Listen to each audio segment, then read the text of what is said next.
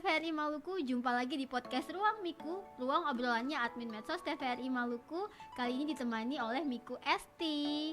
Dan hari ini di podcast Ruang Miku sudah kehadiran seorang berbakat kreatif dan juga cantik sekali, yakni Putri Pariwisata Maluku 2023, Kanidia Kristandira Tuhumuri. Halo Nidia. Aduh, senang sekali bisa ketemu sama Nidia. Saya cuma lihat di medsos, di TV waktu itu. Sekarang udah langsung bisa ketemu. Apa kabar? Puji Tuhan baik Kak, walaupun agak flu sih tapi iya, suaranya semakin enak didengar ya kalau flu ya. Terima Bindeng kasih. tapi asik gitu. Kamu basicnya emang suka nyanyi ya? Iya, emang suka Asik, nyanyi. nanti kita bahas ya. Karena Siap. kayaknya penampilan kamu di malam pemilihan Putri Pariwisata Maluku itu salah satunya kamu nyanyi kan? Iya. Asik. Oke, kita bicara soal Putri Pariwisata Maluku nih ya. Kamu udah ikut prosesnya dan itu bukan hal yang mudah karena udah melawan atau berkompetisi dengan berbagai peserta dari perwakilan kabupaten kota yang ada di Maluku. Gimana rasanya? Rasanya ya penuh perjuangan sih Kak, ya.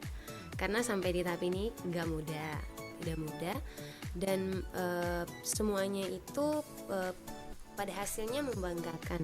Karena buat saya jadi Putri Pariwisata Maluku itu merupakan suatu kebanggaan tersendiri dan merupakan satu tanggung jawab besar.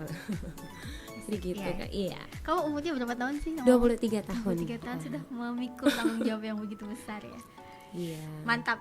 Oke, Nidia, ceritain dong prosesnya saat kamu mengikuti kegiatan itu ya.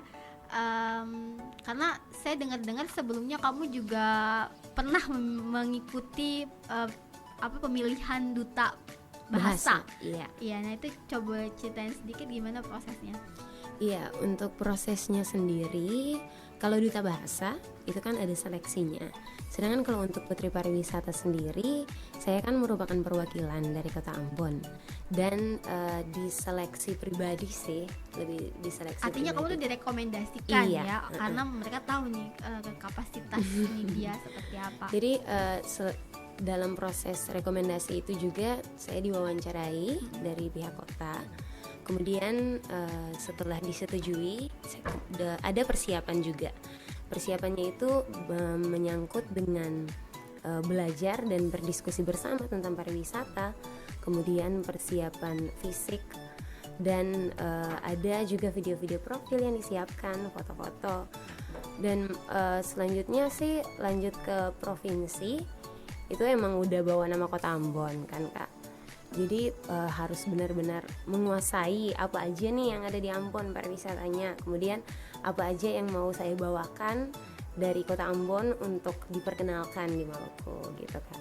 Jadi kamu perwakilan dari Kota Ambon. Iya. Bangga sekali kami yang ada di Ambon. Makasih. Oke, nah kamu sebelum mengikuti ajangnya yang malam puncaknya itu kan pasti ada banyak persiapan yang kamu lakukan tuh. Nah, boleh ceritain nggak persiapan apa aja yang kamu siapkan? Iya, salah satu persiapannya sih materi yang paling penting sih kan Kak. Soalnya salah satunya itu di dalam proses seleksi itu ada yang namanya deep interview.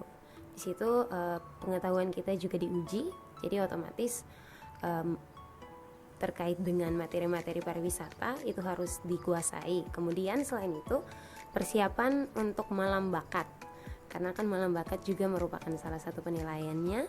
Jadi baik latihannya dari rumah maupun sampai di tempat karantina juga harus latihan.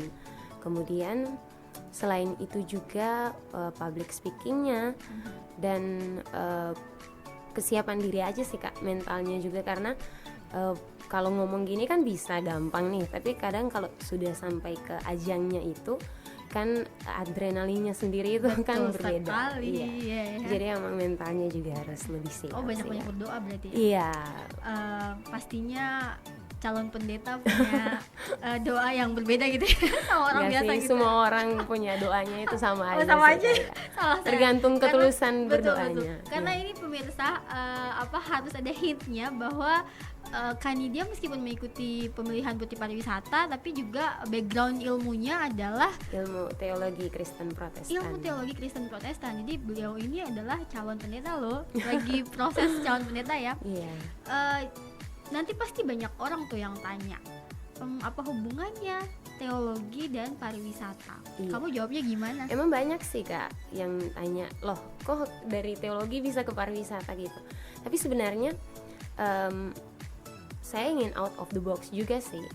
Kan kalau bicara soal pariwisata, apalagi yang temanya sustainable tourism, kita bicara tentang bagaimana berwisata sambil merawat lingkungan. Bagaimana berwisata sambil membangun relasi dengan banyak orang. Dan sebenarnya itu juga merupakan nilai-nilai Kristiani, nilai-nilai teologi yang kita sedang praktekkan. Bagaimana merawat lingkungan, ciptaan Tuhan, maaf ya agak religi. Iya. Program apa ini kita? Lanjut. Iya, bagaimana menjaga alam ciptaan Tuhan, kemudian bagaimana membangun relasi dengan sesama, dan apa yang saya pelajari di teologi di UKM juga dapat saya praktekkan lewat pelayanan saya menjadi seorang putri pariwisata. Gitu, Betul Kak. sekali. Jadi kalau boleh dibilang latar belakang ilmu apapun sebenarnya boleh ya menjadi atau ikut dalam ajang-ajang beauty pageant seperti Putri Pariwisata Maluku, benar. selama memang punya bakat dan memang punya drive, keinginan untuk bermanfaat bagi banyak orang. Iya. Nah, coba dijelasin dulu karena kita taunya nih Putri Pariwisata wow banget. Nah, apakah tugas dan tanggung jawab yang tadi dibilang oleh Nidia memikul beban itu tugas tanggung jawabnya seperti apa coba? Iya, sebenarnya nggak bisa dibilang ini beban sih Kak, ini tanggung jawab besar. Dan tanggung jawab itu salah satunya kalau sudah jadi putri pariwisata, otomatis saya jadi mitra jadi duta pariwisata yang memang harus mempromosikan pariwisata Maluku, karena provinsi Maluku, jadi harus mempromosikan pariwisata Maluku. Kemudian juga selain itu memberikan banyak hal baik, memberikan perubahan pandangan bahwa pariwisata ini bukan cuman terkait destinasi wisatanya aja, tapi bagaimana kita, saya dan juga banyak putri yang